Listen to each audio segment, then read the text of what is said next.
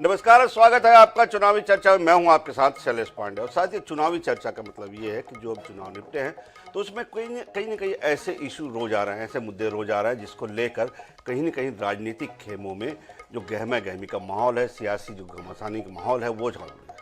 कभी अधिकारियों के बहाने जो ये बात उठ जाती है, जैसे कि बालाघाट में फिलहाल में ये घटना हुई है, तो वो तमाम चीज़ें जो है चुनाव से जुड़ के आ रही हैं।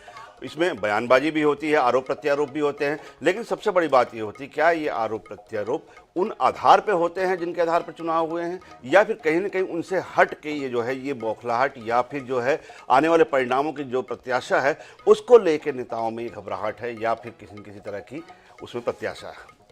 इसी पर आज बात करेंगे। हालिया एक बयान आया है बालाघाट की घटना को लेकर, यही भी उसी मुद्दे पर आज चर्चा करेंगे और हमारा शीर्षक है बालाघाट की घटना के बहाने अधिकारियों पर निशाने।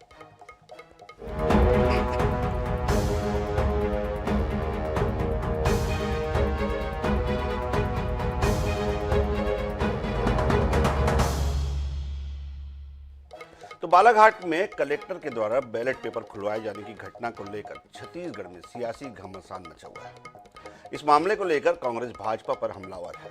प्रदेश के मुख्यमंत्री भूपेश बघेल ने कहा कि यह भाजपा का चरित्र है कि वो सरकार बनाने के लिए इस तरह के काम करती है। वहीं कांग्रेस पार्टी ने इस मामले में पूरे कहा कि भाजपा सरकार बनाने के लिए तमाम तरह के हथकंडे अपना सकती है। बालाघाट में हुई घटना इस बात का उदाहरण है और छत्तीसगढ़ में भी इस तरह का अगर देखने को मिले घटना तो कोई आश्चर्य नहीं है। वहीं भाजपा इस मामले में कांग्रेस पर पलटवार कर रही है। भाजपा का कहना है कि कांग्रेस के साथ अधिकारियों की मिलीभगत की कई शिकायतें ताजा चुनाव में चुनाव आयोग से की गई है, लेकिन उन पर कोई एक भी कार्रवाई नहीं की गई। प्रदेश में कांग्रेस ने अधिकारियों के साथ मिलकर चुनाव को प्रभावित किया है। अब जब परिणाम भाजपा के पक्ष में दिख रहे हैं तो इस प्रकार की बयानबाजी कर रहे हैं।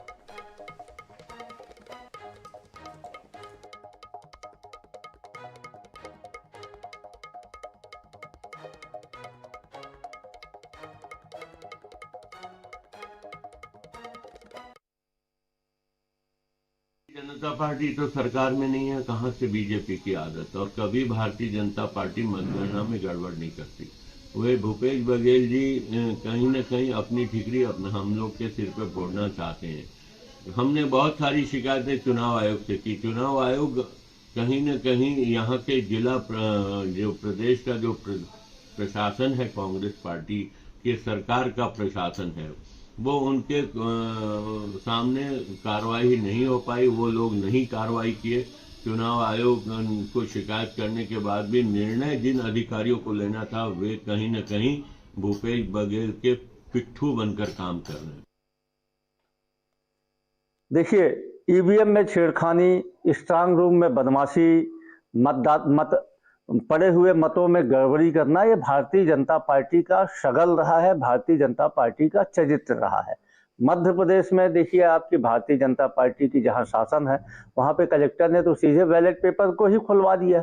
तो भारतीय जनता पार्टी का जो चरित्र है। दूसरी बात, छत्तीसगढ़ में भारतीय जनता पार्टी की मालूम है कि वह बुरी तरीके से चुनाव हार रही है, तो उनके नेता तमाम तरीके की पटकथा लिख रहे हैं कि हारने के बाद जनता को क्या क्या बहाने बताना है, लोगों में मीडिया को क्या क्या बहाने बताना है। तो दोनों के अपने अपने तर्क हैं, लेकिन निशाने पर वो अधिकारी हैं जो केवल और केवल अपने तंत्र का, शासन तंत्र का काम कर रहे हैं। उनकी जिम्मेदारी है चुनाव कराना, उनकी जिम्मेदारी है चुनाव को शांतिपूर्वक और बिना किसी गड़बड़ी के संपन्न कराना। लेकिन चाहे भाजपा की बात करें चाहे कांग्रेस की बात करें, निशाने पर वही अधिकारी है। तो क्या वाकई में अधिकारी इतने भ्रष्ट हैं या फिर शासन के प्रतिनिधि उसके दबाव में काम करते हैं? इसी बात पर आज चर्चा करेंगे। तीन खास मेहमान मेरे साथ जुड़ रहे हैं। मेरे साथ नितिन भंसाली जी हैं, कांग्रेस संगठन के तेजतर्रार प्रवक्ता हैं, अपनी बात रखेंगे। सुनील चौधरी जी हैं, तथ्यपूर्वक अपनी बात रखते हैं और हमारे साथ में पूरे मामले में निष्पक्ष राय देने के लिए वरिष्ठ पत्रकार रवि भोई जी हैं, हम सबके अग्रज हैं। उनसे हम पूरे कार्यक्रम में निष्पक्ष राय लेंगे और शुरुआत आज भोई जी से ही करते हैं। भोई जी, दोनों के आपने आरोप प्रत्यारोप देखे। चुनाव आयोग में करीबन 83 शिकायतें हुई है अलग अलग क्षेत्रों की। उन 83 शिकायतों में अगर हम देखें तो 70% शिकायतें केवल और केवल अधिकारियों की है।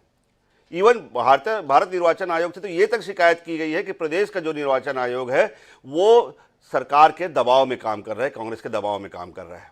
ये भाजपा ने किया है। वहीं कांग्रेस का ये कहना है कि कई ऐसे अधिकारी हैं, जैसे 25 जो अधिकारी हैं जो पाटन क्षेत्र के पूरे जो हैं, उनमें ये कहा गया है कि इन्होंने आचार संहिता के उल्लंघन में साथ दिया है मुख्यमंत्री का, कि उन्होंने जो प्रचार का समय समाप्त होने के बाद भी उनके रोड शो करवाए और उसमें प्रशासन और पुलिस के लोग उसमें शामिल हुए। तो क्या अधिकारी वाकई में इतने भ्रष्ट हो चले हैं कि जैसे मध्य प्रदेश में बालाघाट के कलेक्टर के ऊपर आरोप लग रहा है कि वो भाजपा का साथ दे रहे हैं, छत्तीसगढ़ में आरोप लग रहे हैं कि वो कांग्रेस का साथ दे रहे हैं? देखिए शैलेश जी, चुनाव के दौरान इस तरह की शिकायतें होती हैं और भारत निर्वाचन आयोग जो इतने बड़े कार्यक्रम को करता है, चुनाव कराना बड़ा कठिन काम है, वो निष्पक्ष और स्वतंत्र चुनाव कराने के लिए करता है और जो कलेक्टर होता है उसका प्रतिनिधि होता है। और जब पार्टियां या प्रत्याशी शिकायत करते हैं तो उसकी जांच होती है, जांच के बाद कार्रवाई होती है। भारत निर्वाचन आयोग कई कलेक्टर्स को, एसपी को छत्तीसगढ़ में तबादले भी किए हैं, उनकी जगह नई पोस्टिंग की है। और इस चुनाव में जितने अधिकार चुनाव आयोग को होते हैं वो किसी एक सरकार के पास जितने अधिकार वो किसी पे भी कार्रवाई कर सकती। ऐसे में शिकायत तो आते हैं लेकिन वो प्रतिनिधि के तौर पर हो सकता है, 1-8% कहीं हो सकता है, लेकिन अधिकांश मामलों में ये आरोप प्रत्यारोप ही होते हैं। आप बालाघाट की घटना की बात करते, बालाघाट में हो सकता है वो लापरवाही हो सकती है, लेकिन हम ये लापरवाही के लिए उनको सजा मिलनी चाहिए क्योंकि ट्रेनिंग होती है, इनको पूरा प्रशिक्षण दिया जाता है किस तरह चुनाव किया जाए, किस तरह किया जाए। लेकिन आस्था आजकल क्या हो गया है, एक अधिकारियों में भी और उसमें भी एक प्रभाव में आ जाते हैं तो निश्चित तौर से इसका उनको खामियाजा भुगत। लेकिन आमतौर पर कोई भी अधिकारी ये कोशिश करता है कि वो स्वतंत्र और निष्पक्ष चुनाव कराए, लेकिन आरोप जहां पे होते हैं या शिकायत सही पाई जाती है तो भारत निर्वाचन आयोग कार्रवाई करता है।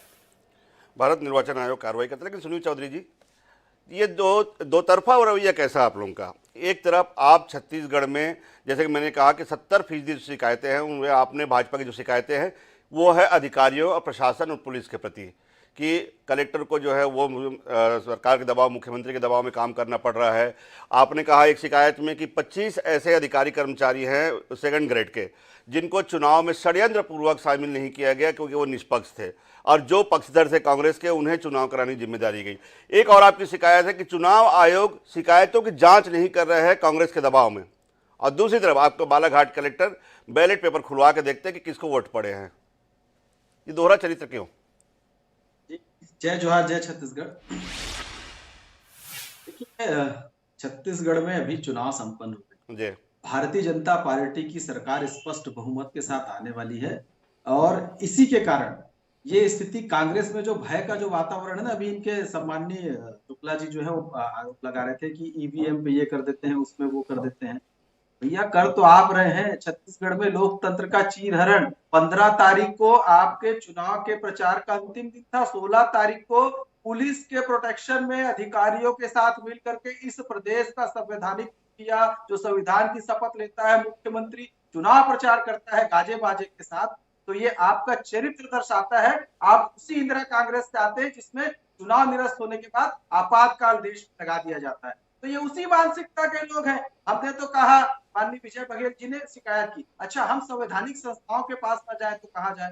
भाई, एक भारतीय नागरिक के पास, एक राजनीतिक दल के लोगों के पास या तो निर्वाचन आयोग में जाने के लिए एक स्थान बनता है या कोर्ट जाने के लिए स्थान बनता है। तो हमने निर्वाचन आयोग को जाकर के अपने लिखित में शिकायत दी है। ये वहां पर भी अपने लोगों को बैठाल करके हिला हवाला कर रहे हैं, कोई पूछने वाला नहीं है। छत्तीसगढ़ में अधिकारी बेलगाम है इनके कारण।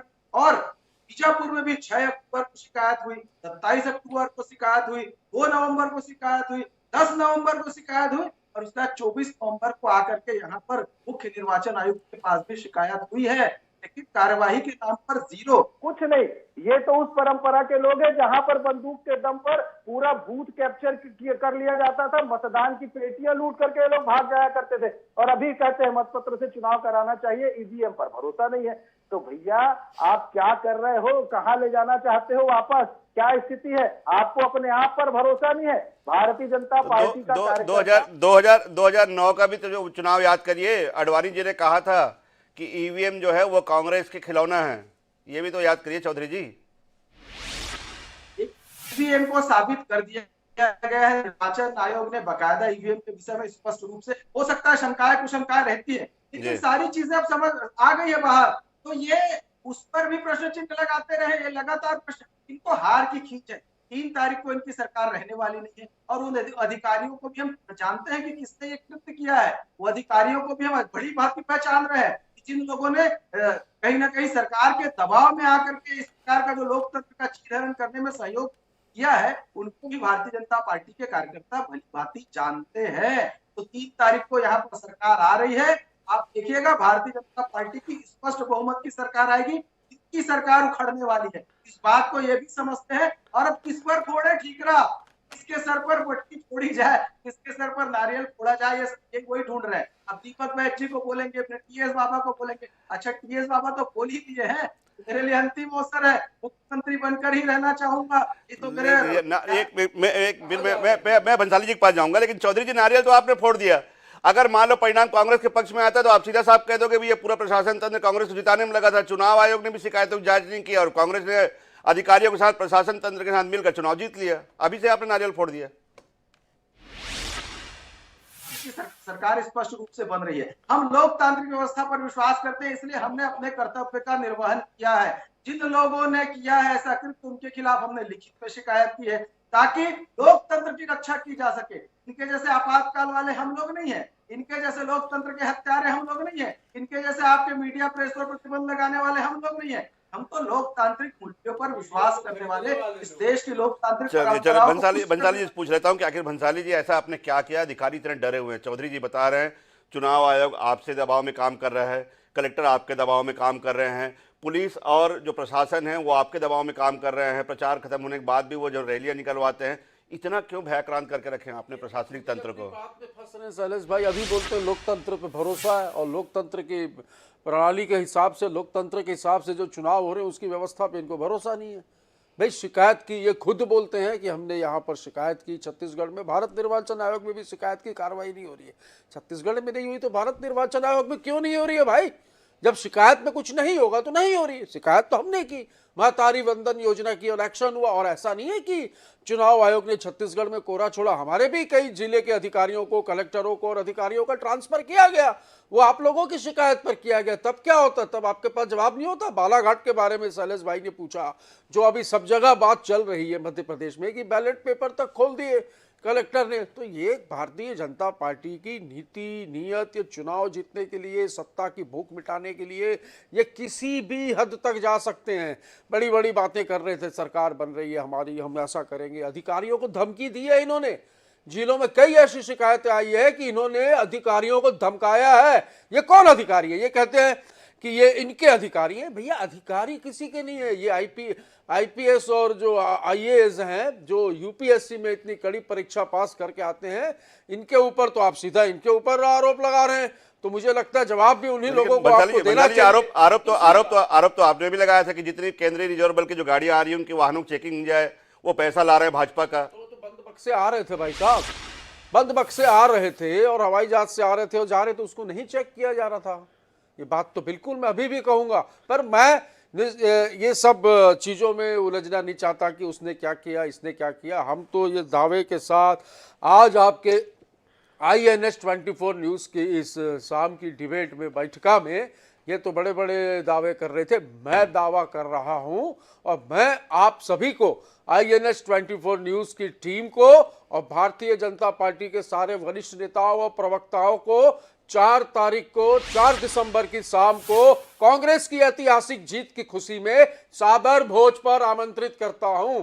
आए, वेन्यू और मेन्यू मैंने दोनों डिसाइड कर लिया है। यदि कुछ उसमें रेसिपी में कुछ जोड़ना हो तो वो भी भाजपा के लोग बता दें, हम वो भी जोड़ देंगे। हम आश्वासित हैं। और हम आश्वासित क्यों हैं?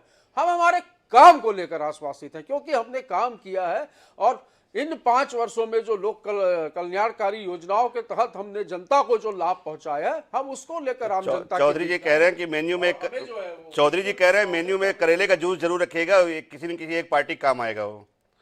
चौधरी जी मुस्कुराना। जी चौधरी जी देखिए, ठीक है, भोज तो ऐसे भी होता है, कोई दिक्कत नहीं है। नितिन भैया खिलाने पिलाने में माहिर व्यक्ति हैं, तो कोई तकलीफ नहीं है, बिल्कुल सबको भोज करवाइए, कोई उसमें चिंता की बात नहीं। लेकिन सरकार तो भारतीय जनता पार्टी बना रही है, भारतीय जनता पार्टी की स्पष्ट बहुमत की सरकार आ रही है और निश्चित रूप से मिठाई खाने आप भी आइएगा। हम लोग भी तैयार बैठे हैं आपको मिठाई खिलाने के लिए, सबको खिलाएंगे, आपको भी खिलाएंगे। आप लोगों ने पटकथा लिखनी शुरू कर दी। मुद्दे पर आते हैं। हमारी शिकायत पे कार्रवाई नहीं हुई, ये सब तो रोना रोना शुरू हो मुद्दे पर आते हैं। चलो चौधरी जी, मैं तो मान गई आप यहाँ पे आप विपक्ष में हैं, यहाँ आप विपक्ष में, लेकिन मध्य प्रदेश में तो आपकी सरकार है। मध्य प्रदेश में जितनी शिकायतें हुई हैं उसमें 71% शिकायतें आपकी है। वहाँ किस बात का डर है? आपकी सरकार है, अधिकारी आपके अंडर में थे, वहाँ पे 15 साल से, 20 साल से वहाँ पे शिवराज जी हैं, उसके बाद भी डर वहाँ पे।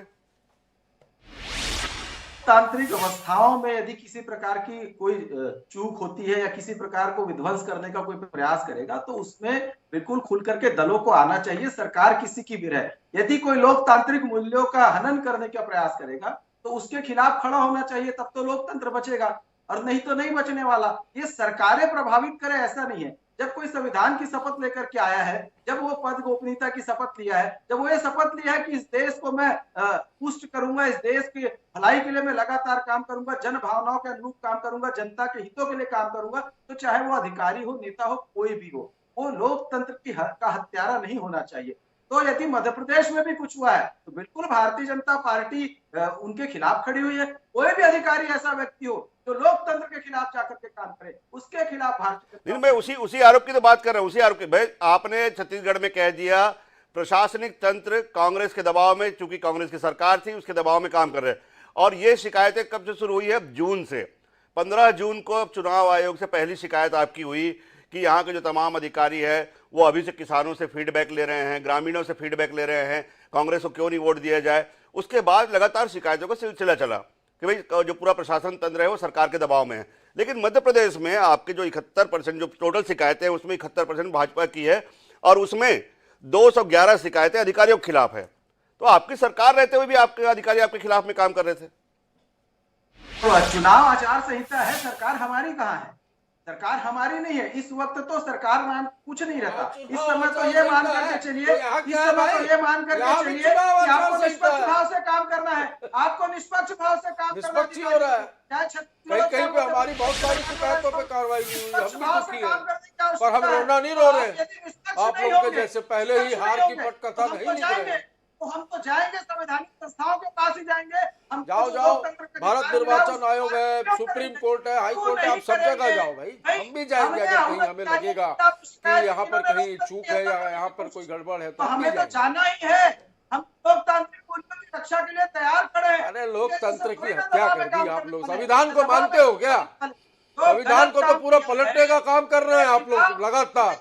संवैधानिक संस्थाओं को बेचने का काम कर रहे हैं आप लोग। सरकारें किसी की भी हो, लोकतंत्र। बहरहाल एक बार फिर हम मुद्दे आते हैं। मुद्दा ये है कि क्या वाकई में, जैसे मैंने मध्य प्रदेश का उदाहरण दिया भोई जी, छत्तीसगढ़ के भी उदाहरण दिया। चलिए छत्तीसगढ़ में हम मान लिए क्योंकि भाजपा विपक्ष में है इसलिए शिकायत उनको ज़्यादा है कि भी सरकार से है। मध्य प्रदेश के हम कई, बालाघाट एक पहला उदाहरण नहीं है, कई ऐसे उदाहरण हैं। वहाँ पे तो साफ वहाँ पे चुनाव आयोग को ये लिख कर दिया गया है कि आधा दर्जन IPS जो है वो कांग्रेस के दबाव में काम कर रहे हैं। ये तमाम तरह की चीज़ें हैं। लेकिन जो मैंने एक जो बात कही कि सबसे बड़ी बात यह है आयोग की जो क्षमता है, आयोग की जो योग्यता है या आयोग का जो वो काम करने कार्यशैली, उस पर भी जो है इस बार सवाल उठाए गए हैं। भाजपा ने कहा कि जितनी भी शिकायतें हुई है उस पर चुनाव आयोग संज्ञान नहीं ले रहा है या कार्यवाही नहीं कर रहा है। तो आयोग को किस रूप में देखते हैं आप? देखिए, आयोग के बारे में माना जाता है कि स्वतंत्र और निष्पक्ष चुनाव। आपने जब TN शेषन रहे मुख्य चुनाव आयुक्त तो उन्होंने आयोग की महत्ता को बढ़ाई थी। तो आयोग को तो अधिकार है काम करने की और सब तरह से काम करने का अधिकार है। यदि आयोग ने कोई दबाव में काम किया हो या लापरवाही से काम किया हो और नहीं किया हो तो आयोग पर इस पे साख पे आएगा। लेकिन मेरा मानना है कि आयोग ने जो शिकायतें हुई हर शिकायतों पर संज्ञान पे लिया है और शिकायतों की जांच कराई। यदि शिकायत सही पाए गए हैं तो कार्रवाई की। क्योंकि छत्तीसगढ़ में मुझे पता है कि भारतीय जनता पार्टी ने कई अधिकारियों के बारे में शिकायत की लेकिन 2 कलेक्टर 3 SP के अलावा बाकी पे कार्रवाई नहीं की। तो मेरा मानना है कि भारत निर्वाचन आयोग और उसके जो प्रतिनिधि हैं, चाहे चीफ इलेक्शन ऑफिसर हो, वो सब कार्रवाई पे जो शिकायतों पे उस पर जांच करते हैं। जांच के बाद रिपोर्ट भेजी जाती है, नीचे से रिपोर्ट मांगी जाती है और शिकायत सही होती है तो फिर कार्रवाई करती है। ये बात कहना गलत है कि भारत निर्वाचन आयोग ने कोई काम नहीं किया है या नहीं किया है। आपको पता है कि बीच में एक पर्यवेक्षक के बारे में शिकायत थी तो उनको तबादला कर दिया गया। तो आयोग तो एकदम, लेकिन इतने बड़े चुनाव 5 राज्यों का चुनाव हो रहा है तो कहीं नहीं हो सकता है कुछ शिकायतों पे वो हुआ होगा कि अच्छे से जांच नहीं होगी। अगर राज्य निर्वाचन आयोग की जैसे हम बात करें, एक बात पहले भी उठी थी, आपको याद होगी कि क्यों ना जो निर्वाचन जो स्टेट होते हैं इनको जो है स्वायत्त संस्था बना दी जाए। अभी तो जैसे यहीं के जो IPS हैं या IAS हैं, जो यहाँ के जो अधिकारी हैं, तहसीलदार हैं, उनको जो है नोडल अधिकारी उसमें बनाकर नियुक्त किया जाता है। पहले एक बार ये काफ़ी बहस हुई थी कि क्यों न उसको स्वायत्त संस्था के रूप में दिया जाए और उनके अधिकारी अलग से नियुक्त हो ताकि निष्पक्षता बनी रहे। आप इस मत के पक्षधर हैं? देखिए शैलेश जी, ये भारत निर्वाचन के प्रतिनिधि होते हैं।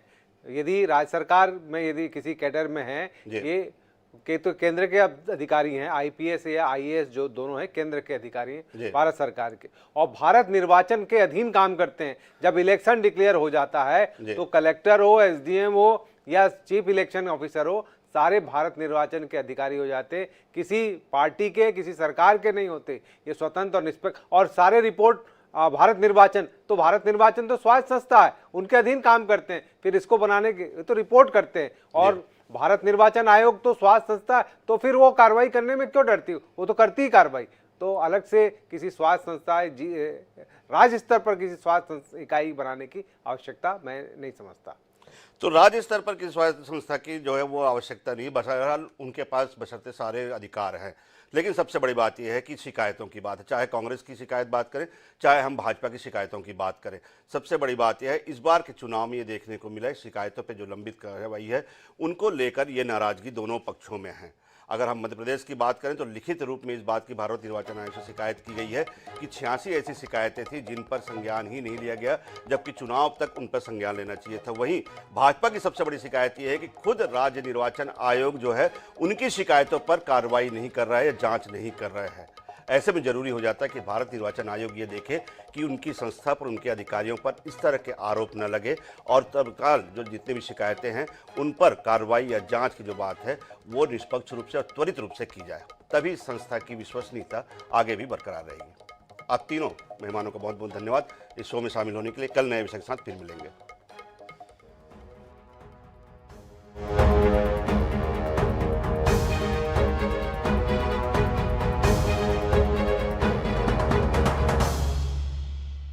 Mansarovar wholesale depot blanket wholesale मेला लेकर आया है। Pillow blanket, mink blanket, AC blanket, Jaipuri रजाई, कंफर्टर की विशाल श्रृंखला 80 रुपए से 5000 रुपए तक। हमारा पता है टेक्सटाइल मार्केट, गेट नंबर 2।